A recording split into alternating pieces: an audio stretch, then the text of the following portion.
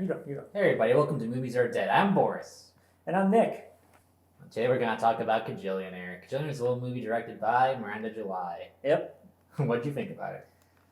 Well, I would say it's probably her best film. I would say it's up there with Me, You, and everyone we know.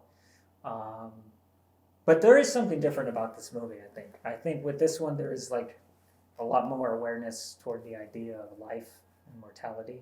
It's much more tender and emotional. It is very emotional. I think it's because I think Miranda July actually had like a child before or during the making of this movie. I'm not too sure. Don't get mad at me, everyone. But I would say this is like about motherhood, having children, being aware of mortality, specifically your parents dying. Right. You know. And we should say this movie is about a family of grifters. Mm-hmm. And I guess the main grifter, not the main grifter, but the main character of this movie is old Dolio, played by Evan Rachel Wood. Dolio! What a great name. I love that name. Yeah, and you don't even really hear it until like 40 minutes. That's right. Yeah, you don't. And it's more of like a mumble from Evan Rachel Wood. She's like, Dolio. It's like, oh, Dolio. And they're like, what's your name? Dolio. And her parents, which are played by Deborah Winger and Richard Jenkins. Richard Jenkins, killing it as always, in my opinion. No, there is something about those characters that I really liked. The hustler, grifter mentality. It's very scary. I think it's a sign of the times as well. Like older people trying to get by on nothing and just make it through the day.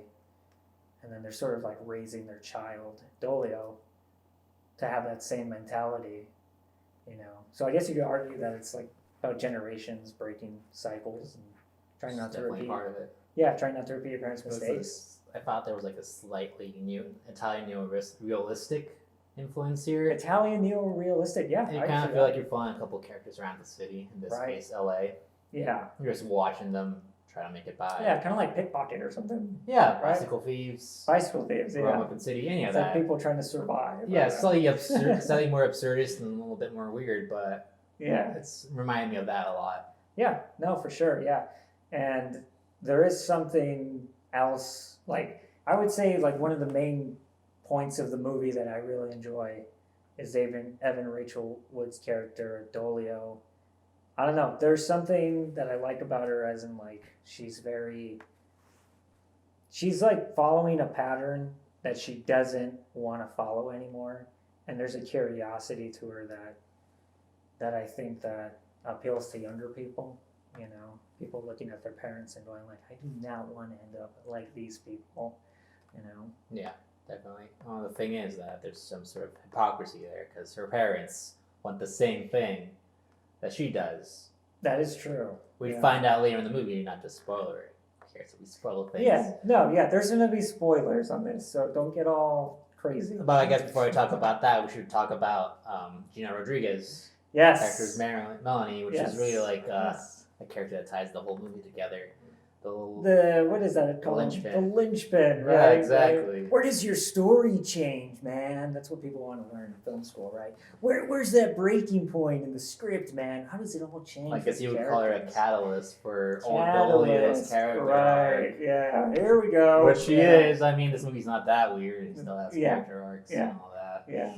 No, her character, Melanie, she does shake up their world, and she introduces herself on a plane, right? I mean, yeah, they're on their way back from one of their big cons, which is really only for like $1,500. $1,500. Yeah. They're hustling luggage, right? Exactly, for insurance, yeah. For insurance. And I like when they discover that they can do this idea. I don't know, it's something that's... Yeah, all the grifts are very low stakes in this movie. Yeah, they're very low stakes, and they're also very like old school, you know, like pre-technology. I don't know how to describe it. But it reminds me of like stuff you'd hear about in the 80s or 70s or something, you know, just like people living out of touch with modern times in a way. Exactly. Well, that's one of Richard Jenkins' character, his thing. It's like you can't take part in modern society without corrupting yourself in some way. You can't have sugar, you can't have caffeine.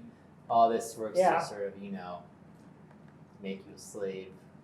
Makes you a slave, man. It's very like baby boomer-esque and stuff, and very like, you know.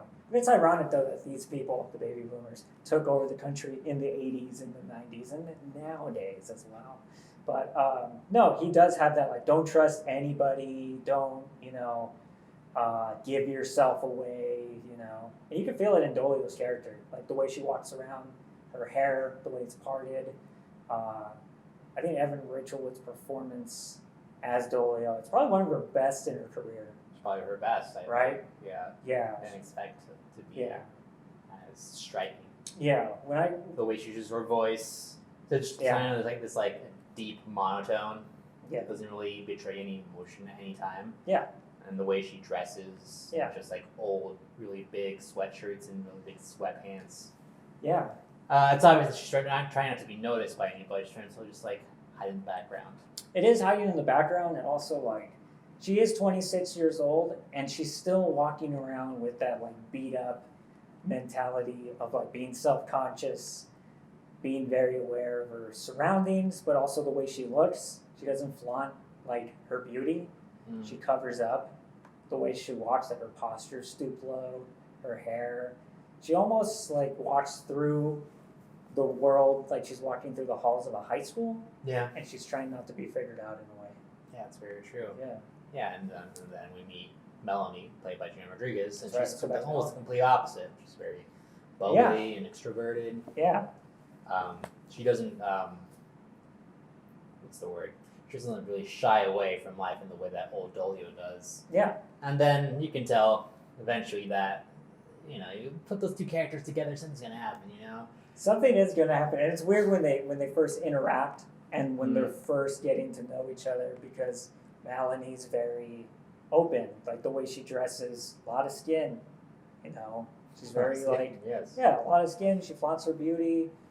She almost has, I'm not going to say she plays into the whole Hispanic, mysterious, beautiful lady, Is that a thing? I think so. I think there's something about like, Hispanic women that other, ethnic groups like, They're supposed to be like lovers and stuff and very like enchanted with the romantic idea. Stereotype. A stereotype, Yeah. She almost plays into that, but then she doesn't. She gets, I guess, it's like a fetish certain people have. It is, yeah. It's disturbing. It is disturbing. Yeah. You know how white people are. Oh, God. Okay. There's nothing they can't make a fetish out of. Okay. All right. No, yeah.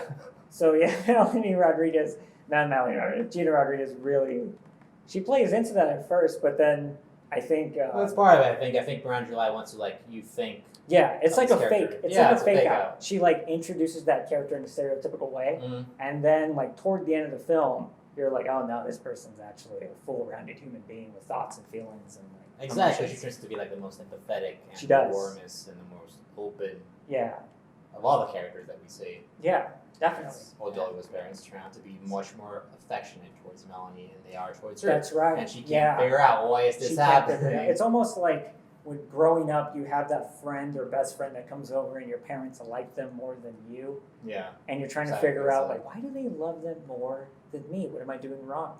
And you can tell it gets in Dolio's head. Yeah, and messes with her. And I think there's even that scene, that hot tub scene, where Richard Jenkins is in the darkness. There's a scene where Richard Jenkins tries to seduce. Spoiler alert. Spoiler, yes. He tries to seduce sad way. in his own sad way. That's right. And it's almost like a letdown for Melanie, because I think she viewed Dolio's parents as sort of like parental figures. Sort of, in a way. Right, yeah. Yeah, she did, and this, it turns out that Richard Jenkins and also Deborah Wing's characters are looking towards Melanie as It's a sex symbol, I think. Yeah, object. someone to seduce, someone able to manipulate, be affectionate with, because as you can tell from earlier in the film, they aren't that affectionate between each other or with old Dolio. It's sad. Yeah, they're very cold to each other. They are. It's very transactional in a way. Yeah, it's sort of like they form their own lives, and they live in an office. It's like an office space. Yeah, next to a factory. Clean up the bubble factories, soap suds that flow over the wall. Yes. And their whole life is based on being very distant, being very not being attached to anything, so Yeah. you don't get hurt later. Man, that is something I think that everyone goes through, right? Yeah. Like especially in your 20s, I think. Right. Right? It's sort of like this idea that like you wander through the world and maybe you find love, and then you get your heart broken or the love goes wrong, and then you're like, I'm never gonna do that again, right? You're never gonna open yourself up. But and yes, that's a dog, by the way. That's you're not just hearing that. But back to the You're not movie. imagining the dog. Yeah. So pretty much, they go through that. They go through the world with such a cold mentality. I think, not opening themselves up, and I think the main character obviously is Dolio, but I feel that Gina Rodriguez's character that she really makes Dolio's character learn to like feel empathetic, and most importantly to accept love. Exactly, yeah. To It's that accept she it, deserves to be loved. It's Not so only that, sad. she deserves all the little things in life that makes life good. Yeah. Little pancakes. The pancakes, yeah. Yeah, That's right. dancing. The dancing. All Yeah. that stuff that Dolio has just been taught to not take part in because Yeah. it's bad, it's evil, it corrupts you. But she finds Yeah. out that's the things that make life worth living. And then Dolio first wakes up to this idea of her reality, I would say, in that scene where she goes to the group where it's like a parental group where people learn about how to take care of their child. Connection, yeah. Yeah, and they talk about maternal connection, and one of the big things in that meeting, spoiler alert, is that Dolio learns about pretty much the biological makeup of a baby, and how if you rest it on the mother's chest, the baby will like find the breast and feed off of the mom. Yeah, it's just instinct. Yeah, it's an instinct. And that's an instinct that she's been taught to not follow. And she even questions her own parents, Mm. and it sticks with her. And she asks her mom. She's like, "Dude, did I don't know if she asked her, but she does bring it up to her mom, where she was like, did you know a baby's supposed to find the mom's nipple when placed on the chest?" And I think the mom's kind of like surprised by this. Yeah, She's if you remember, they asked her. Yeah. She asked her immediately if she's pregnant. Yeah. That's why she's saying that. it's so sad. Yeah, she's repressed in every way, obviously. Yeah, repressed and just I don't know. And then, I just feel like Miranda July. I think she's trying to get something across, and I think it might be the idea of like how disconnected society has become with each other, Mm-hmm. particular generational wise. Granted, there's always a generational war. There's always going to be that, but it feels like she's trying to stress the idea that look at what we've become as a society. Like you think she's saying that maybe like baby boomers were like the older generation. Yes. Or I don't know if they were like wrong, like affectionate in the wrong way, or they like lacked the right amount of affection for their kids. I think so. You're onto something there, because I feel like she's trying to point out the fact that baby boomers, I think what they had going for them was they pretty much lived the entire expansion lifetime of America from like, let's just say, when were they born? Like 40? After the World War Second II? Yeah. Yeah, and they lived to see like the expansion and boom of America, and like, I think they really traded like financial wealth in a way over emotion. Right. Just trying to get by, trying to make a living. I think that's why so many boomers started out as hippies, and then by the 80s they were like Wall Street moguls and stuff, right? Yuppies. And so yuppies, yeah. Yuppies, man. Yuppies, man, yeah. That's very true. Well, let's move on. What did you think about the cinematography of Kajillionaire? It's a good looking movie. I think Definitely. we were talking about this earlier about Mhm. how stale movies look and how dull like a Netflix movie looks, in my opinion. I think Some of them, yeah. some of them look really dull. Granted, you have like, your outliers like Mank or like Irishmans. Irishmans. Yeah, The you Romas. have those. Yeah, the Roma. Yeah, you have those. But it feels like there's a machine going on in a way. It feels like almost like a studio system, like we saw in like the 40s and 50s. Like movies looked a certain way and felt a certain way for mass production. Right. And it's good to see a movie that looks good and feels good with Kajillionaire. The color palette really jumps out to me. especially in the beginning when they're in the factory, in the office space, it's like lots of greens, grays, oranges, they really utilize the location of, I think the majority of this is in, obviously it's filmed in LA, but there's some scenes like shot in the valley, and they utilize that color scheme. Like there's a scene where they're walking down the street together in the beginning, and you could just see like the colors pop and pop and pop. Yeah. It's a movie that really uses the city where it's shot in a way that's not stereotypical. Like LA, it's the most film city in the world of all history. Yeah. But in this movie, it just has a very particular feeling, like the feeling does. you kind of get when you walk down the street in the valley. Yeah, And all movies don't capture that. They go for the glitz. Yeah, I'm trying to think of movies like shot in the valley. Nightcrawler. Boogie Nights. Well, Puncher. The classics. The classics, man, of course. But like the way the opening scene of this movie, just like you just see the downtown branch of the postal office, people waiting outside, and then all of a sudden an orange bus shows up, and boom, it starts to pop the colors, But I think the choices made by the DP in this were really. It's a good looking movie. Yeah. I have a feeling it's digital as well, but just you can use digital in a way that's very beautiful. That is true. Was it shot in digital? I have a feeling it is. Right? It didn't seem like it was shot on film. Yeah. I don't really know what I'm talking about though. But like this or like Lady Bird was also shot on digital. That's right. It also has a very Californian, warm, really beautiful. It's different up there though. You could tell. Like it looks like mid California, like Sacramento or sorry, I'm not downplaying Sacramento, but like it's a different. Oh, of course not. No, we love Sacramento here. Okay, so the way Sacramento looks in comparison to the valley is totally different. The suburb shots and everything. But it does have that warm feel. I agree with you. Yeah, I mean, there's something very specific about California. You can always tell when something's shot. You can always tell, yeah. Because you kind of get the same thing here in the office building where they live. Yeah. But it's contrasted with Melanie's big window.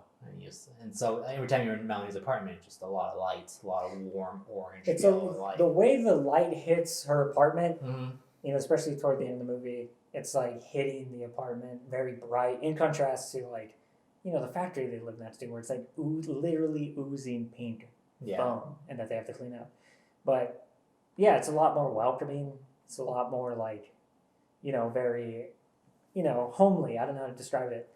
And another scene I like is the earthquake scene. And they're in the bathroom. They have their little moment, right? Doesn't it like fade to like stars too? And like, very existential. It goes dark, and then all of a sudden you see a whole constellation of stars. Constellation of stars, yeah. And then although it goes on about how the world's ending, and then Melanie's trying to talk her out of it, it leads to a big fight. Yeah, she needs to be mindful. Yeah, I mean, she's trying to learn. I mean that. Yeah. So one other thing I want to say, there's a couple of shots. One where old Dolly was dancing, one where she accidentally breaks one of Melanie's nails. Yeah. Where the sun, the light, and slow motion is used in a way that sort of captures like a small, beautiful moment that you can't otherwise really capture when it happens to you in real life. That's true. It's sort of like Melanie and Joy is sort of like slowing down time and telling us to pay attention to like this like small, stupid stuff that sort of fosters connection between two people. Yeah. That reminds me of like Mike Mills or something. Good thing they're married, right? Yeah, that's true. Yeah, like piece of the pod. Exactly. Yeah. No. Yeah, that is a good moment. Yeah. What's another one? I don't remember any other slow motion moments, honestly.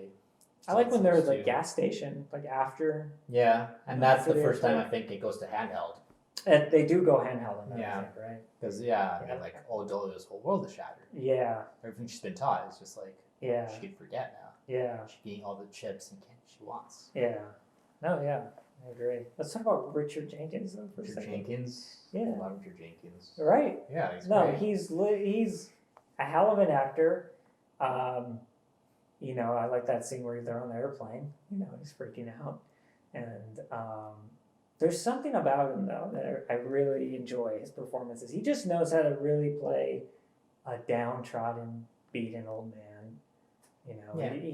He carries a lot of emotion in his face. Definitely. And you can see that. His eyes. Like his face is sinking, and not to say he's an ugly guy or anything, but he knows how to play up his looks a lot. Yeah.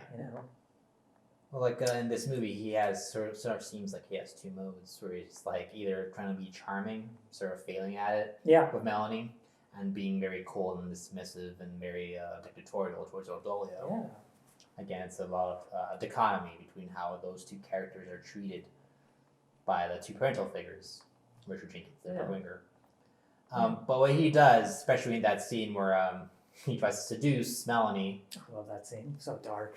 Yeah, I mean, he's sort of deluded, obviously. It is deluded. Yeah, it's weird. Seduced this. It's not even sexy. It's just Yeah, sad. it is sad. It's just sad. And there's like this part of Melanie that Gina Rodriguez does where she doesn't want to believe what's happening, like for a short moment. She does remove herself emotionally. It's very weird.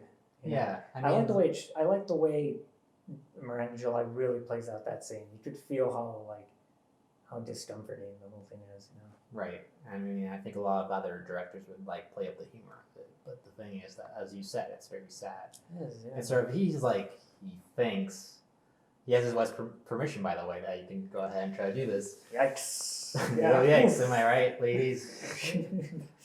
But he tries to do this, and he has this belief that somehow he's gonna pull it off because he has this hot tub that he sort of convinced himself that if he bought on credit, by the way. Right. Exactly. Plan, yeah. He questions the guy very extensively about his return policy.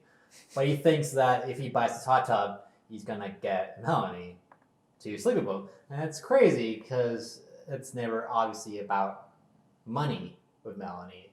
Even at the ending, when all her stuff is gone, she doesn't really seem to get bothered by it.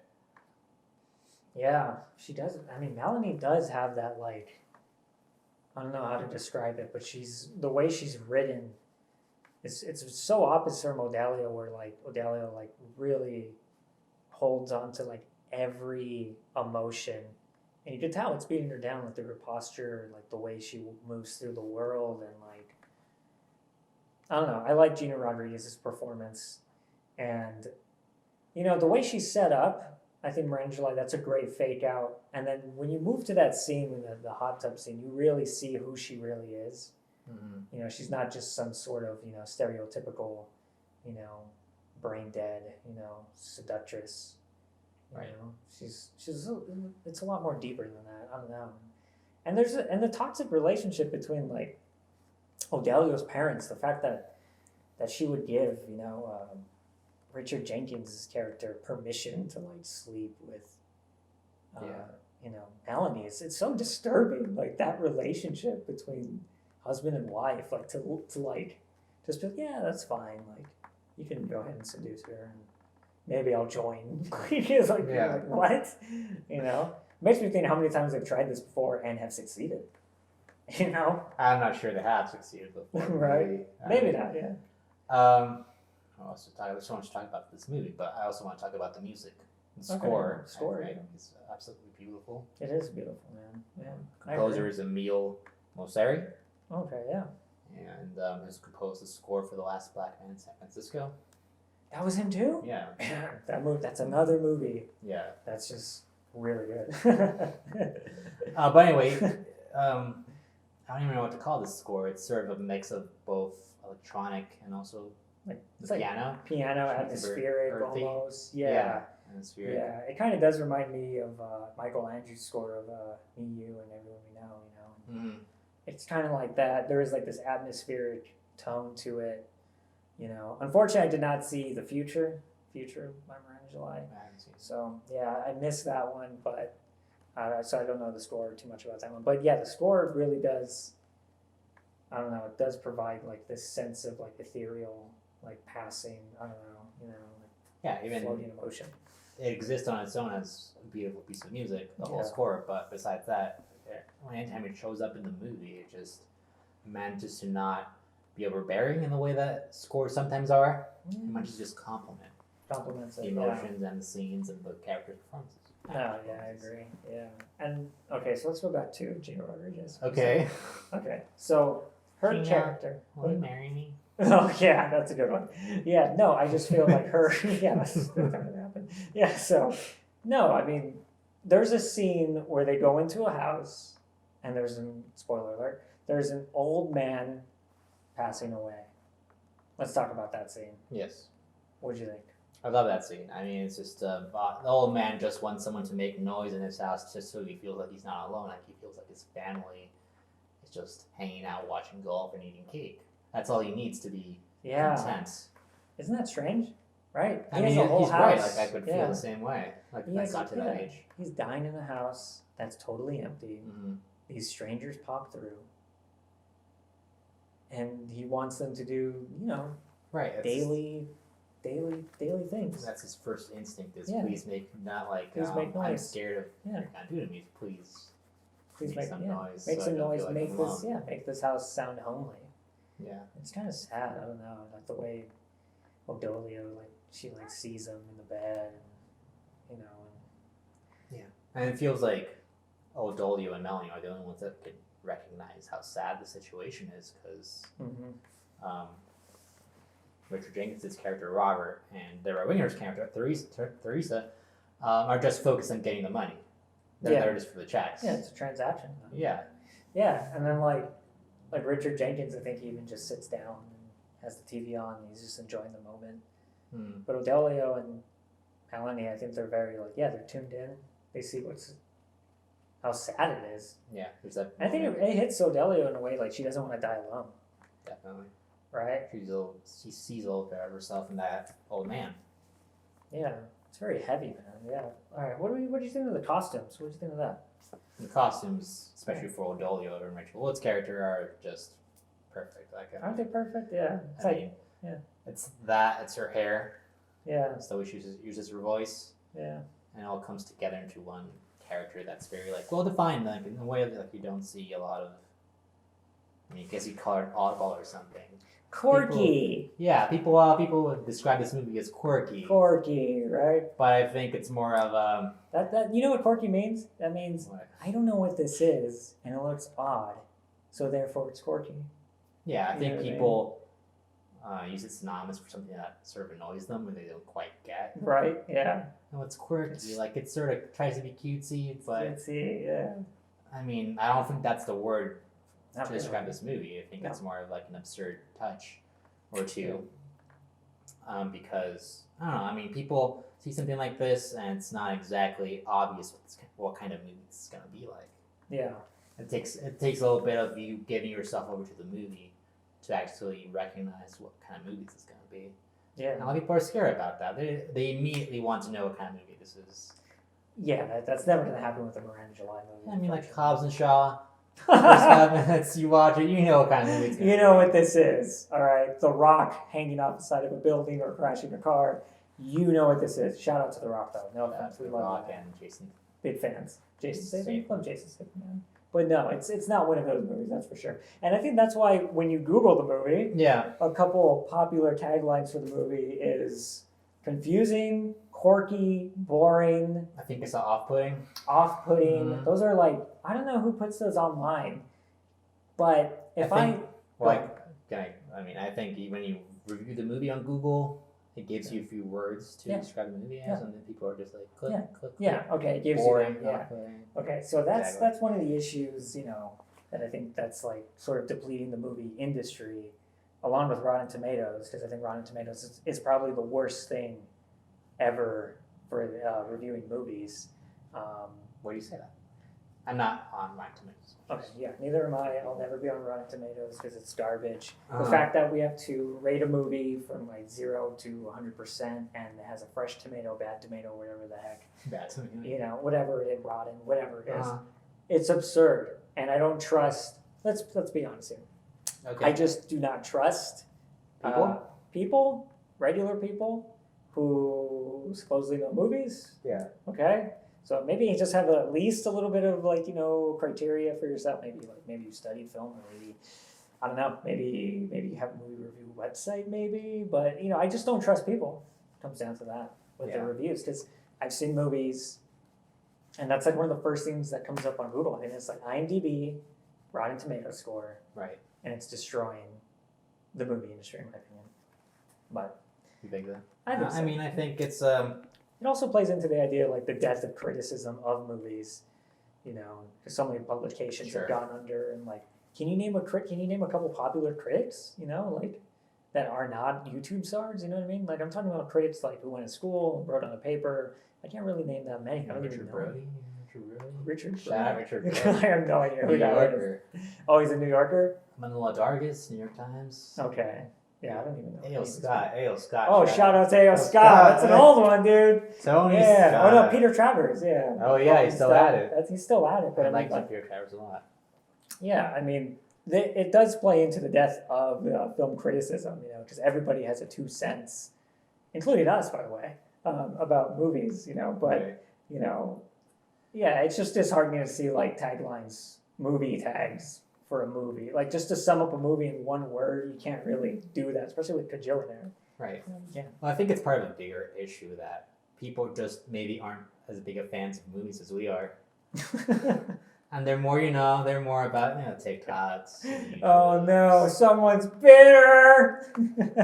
I'm just Have you joking. heard yourself? We're just joking. Have We're you just heard yourself joking. I know. talk? Oh yeah. Anyway, I mean, it's fine.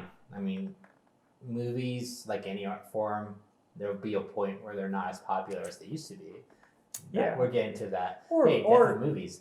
We're getting to that point right now. yes, but no, we could be just in the middle of, what happened in the late 50s, early 60s, where the studio systems were crumbling and like people were losing faith in movies, and like TV at the time was pretty good. There's a lot of popular TV shows, and people were like, I'd just rather sit at home, man, and watch The Honeymooners. I got my big couch, I got my big TV. Exactly, I got my TV dinner, most importantly, and the wife and Yeah. the kids. Why would I leave? And Hasn't changed that much yeah, today. I mean, we're facing like the exact same thing, but now the question is, and we always go over this, when will someone create a good movie that has a lot of rebellion and a lot of FU, to a lot of things that are happening in the world? Yeah, it's hard to think about now. It's sort of like have like a Breathless or something. That's a movie that's Yeah. sort of like punk and Yeah, independent. but then you have to go like, what is punk rock nowadays? See, Yeah, it's hard now. Everybody's confused, Especially Everybody's for- like, what I is it? mean, movies are expensive to make, so it's hard to be punk with it. It's hard to be punk when you can't pay your rent and you're Yeah. struggling to pay your rent. And the government won't send you anywhere. The government. We're dying out here. No, it's just hard to make a movie nowadays because you need financing, and God forbid one of your financiers gets like Me Too'd or something, or is involved in something, or like you're questioning where does this money come from, Right. Wolf of Wall Street. It was funded by hundreds of millions of dollars of questionable Chinese money. Dun, dun, dun. But anyway, So I'm right but about yeah, but I mean, let's go back to our original point about trying to sum up a movie in like 3, 4, 5 words. I just don't want that to like discourage people from watching a movie, especially like Kajillionaire, where I think this movie should be seen by a lot more people, because it's the idea of like grifters getting over, almost like Parasite, almost, but sort of like Parasite. sort of like Parasite. How much can you be hustled until you wake up, and this movie also reminds me a lot of like Jim Jarmusch's The Dead Don't Die. There's something Sort of. there's something like with these people, like there's something with these directors that are getting older and they're looking at the world, and there's a lot of anger in their movies. I think Kajillionaire is kind of like an angry movie. It's a loving movie, of course, but I think there's a lot of anger. It's a lot of disappointment with how things are going. Like everything, it's pretty repressed. Yeah, of course. Yeah. Oh, we had a dog walk by. It's a good friend of ours. All right. What do you think Yeah. about Kajillionaire? He hates it. Like He Hobbs hates and it. Shaw. Yeah, he likes Hobbs and Shaw, exactly. No, yeah. Anyway, what else do we have on our list? Let's see here. I don't know. That's our dog, everybody. I think to sum this up, I think Miranda July, this fits into her filmography in a great way. I think overall as an artist, I think Miranda July is probably one of the most underrated filmmakers within the past 20 years. Also as an artist as well. If you ever see her her stage theater work from the late 90s, and of course Miss Moviola, if you guys have never seen that, check that out. It's probably on YouTube. That's amazing. It's pretty much like her own YouTube show before YouTube. She had one. It's very strange. People would send her VCR tapes of video viewer mail and stuff. But she's a very unique character, I think, as a human being. I'm glad she's making movies, man. Yeah, me too. I mean, she's unapologetic about what she wants to do and who she is. Yeah. I think it should be. I mean, all people, like you said, call her quirky, weirdo, freak. Freak. Those are harsh words. I know that's how people are now. That's true. I mean, beyond that, and I mean, I think that's a lot of what Kajillionaire is about. It's just you should let yourself be who you are. You should let yourself be. I mean, I promise that this isn't as cliche as it is. I'm not like what I'm saying isn't as it's No, cliche it's as it no, is. it's like, sappy and it's cliche, but no, you have a point. You have a point. People Yeah. should be who they are because once you stop pretending like who you are, and you're not who you are. yeah, if you just try to like be someone who your parents think you should be or society, Which is the you should worst. be, Don't ever do those things if you want to be them. You're just gonna wind up repressed and depressed and Yeah. mentally ill, like us two. Yeah. All right. Well, no, I mean, like I want to bring it back to what you were saying Yeah. before about people using 2 or 3 words to describe this movie. I think it's a Yeah. movie that people have to take a chance with. Take a chance with it. A lot of people, even people who might be film critics, I've read online that they were ready to give up on this movie after like half an hour. 'Cause Really? They thought it was a bit too slow A bit too slow. and they didn't know exactly where it was going. Yeah, oh, that's my favorite. I just don't know where it's going. I Well, know, just it's- hang in there a little longer, and maybe you'll find out. You know what I also hate? Like I leave movies sometimes back when there were movie theaters. Okay. I would hear people, old people, young people too, be like, "Oh, that's 2 hours of my life I'll never get back." That's Okay, always like, yeah, okay. what are you gonna do? It's so valuable What are you for gonna 2 do? hours Yeah, that you yeah. couldn't watch this movie. Yeah, your Pornhub can't wait a little longer. Your your account, TikToks, your TikToks, your whatever. Chick-fil-A. Your Chick-fil-A. What are you so doing that's so important? You can't You take. can't take 2 And hours. they'll be like, "Oh, it's my life. I should do it when I want to." But it's like what you're doing doesn't matter. It doesn't really. Yeah, no, I So, I agree. mean, It's watch disappointing. Kajillionaire. I mean, dude, even if you watch a bad movie, you still get something out of it Yeah, definitely. because you go, I hope I never make a movie like That that. bad, or if something that bad gets made, I can make something too, and it'll be not It as could be bad as something this. else. Yeah, I mean, it could make you laugh or something, make you feel something at least. But no, yeah, with Kajillionaire, I didn't feel like it dragged. Maybe when I was watching it in the theaters, I got to see this one in the theaters, by the way. Thankfully, there weren't that many people in there, and yeah, some people were losing patience. I could tell, but I hung in there. Let's talk about the last shot. I think the last shot is in a Target. I don't think it's a Target. It seems more of like I don't know. Like I think sort of that's like a Target. discount It's mark. like a two. No, it's like a 2-story Target, isn't it? Maybe, I think It so. might be. We'd have to check that out again. But I thought it was a 2-story Target. It's like one in it's one in the valley somewhere. I forgot where. It's I think Glendale maybe. But Maybe. it's a popular spot, and it's I don't know. I like the way she ends the movie. I mean, it's probably the biggest thing we haven't talked about is that eventually old Dolly and Melanie start fall in love. Spoiler alert. Yes. Spoiler. Yeah. And it's a thing that when the first time I watched it, I didn't see that was exactly where it was going. But when Really? it got there, Yeah. like I saw hints. I was like Hints. maybe, but then when you got to the end, it's like a full out kiss. Spoiler alert. Yeah. Watch this after you watch the movie. It made perfect sense to me. Okay. Yeah. Yeah, you saw it going there. I saw it going there. I was like, I think they're gonna end up together, and they should. Yeah. They should. They should end up together, particularly with the broken nail scene, the way Odelio and Melanie made eyes, and Who was that screenwriting guru who says you have to wow them in the end? what screenwriting guru? It's an adaptation, remember? Oh, that guy. What's his name? I forgot. That guy's awesome though. Remember? Brian Cox plays him? You're like, yeah, he yells at him, right? Yeah. Jeez, that's so depressing. I don't even want to think about it. Yeah, no. No, I think any movie that abandons that conventional idea of like the writing process, you're gonna have my attention. It could be 2 hours of garbage. I'll still watch it. Yeah, me too. I mean, it's just like when you watch as many movies as we do, you get tired Oh of god. the 3-act structure, the character arcs. But Boris, where is the linchpin? Where does it all It's change? the catalyst. The Where's catalyst, the bro. inciting incidents? The inciting incident that knocks your story into another dimension, man. Knocks it in second gear. Knocks it into second maybe even gear. third gear. Yeah. No, I mean, do you have any closing thoughts on this? What do you think? How do you want to end this? We got like 44 minutes. Wow, jeez, that went by quick. So I felt like, yeah. I should say that I want to recommend this movie to everyone who wants to watch it. You would? Yeah, definitely. Yes. I love this movie. I've loved it more on a subsequent rewatch. Yeah. I think it's a really special movie. And Yeah. I'm always like a sucker for like really warm, Quirky? and quirky, Quirky movies. empathetic movies. I just about caring about your fellow human beings. Not Oh, so I much- remember those. Yeah, Yeah. human beings before the pandemic. I haven't seen one in years, but Ooh, yeah. I also like it's about humans. It makes me I guess nostalgic for going to places. Yeah. You know, I know it's due to the pandemic, but it makes me nostalgic of just walking around in the valley in LA, or just going to a diner in LA or something. Everything's closed down there, so it's so sad. You know? right. But Me too. I mean, it's just it's a movie about wandering. a time where a lot of people, not everyone obviously, who's seen these coronavirus numbers, it's a time where a lot of people can't be around other people physically. Yeah.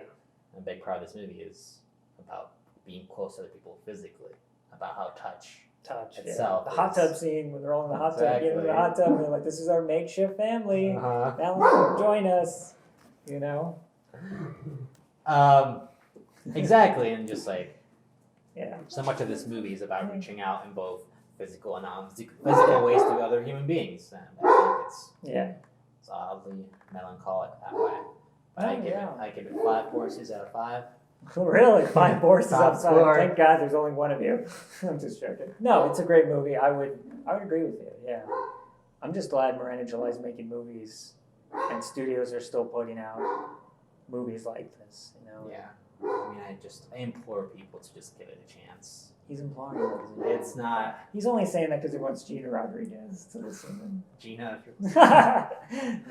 All right, so what do you think? What's next? What's next for us? Is there a First movie? off, I think we should advertise our viewer mail. We're gonna do a viewer mail segment in our next episode. He said viewer mail because he's a Mexican. We He meant viewer mail. Sorry. So if you guys have any thoughts on this, right? If you guys have any thoughts on this any movie, other movies you want you to send you want in us to review? Send in your movie Anything you want us to talk recommendations for us to about? review, to talk about. Joe Rogan, if you're watching, Nick's a big fan. That's a lie. No, seriously, He has send your coffee mugs. yes, He has send your your protein viewer powder. mail, any recommendations for movies. Send us your favorite Miranda July movie, right? And also share your thoughts about the Kajillionaire. What did you guys think? Yeah, and if you have any suggestions for the next movie, we should Yeah. talk about, ramble about Yeah, ramble about. for 45 minutes. Well, yeah, this was fun, man. All right, see you guys. All right. You just watched, what's it called? Cinema's Dead? Oof. Movies are dead. Cinema's dead. Movies are dead. Film is dead. Yep. All right, shout out. We're going to edit that part out. All right, guys. We'll talk to you soon. Bye.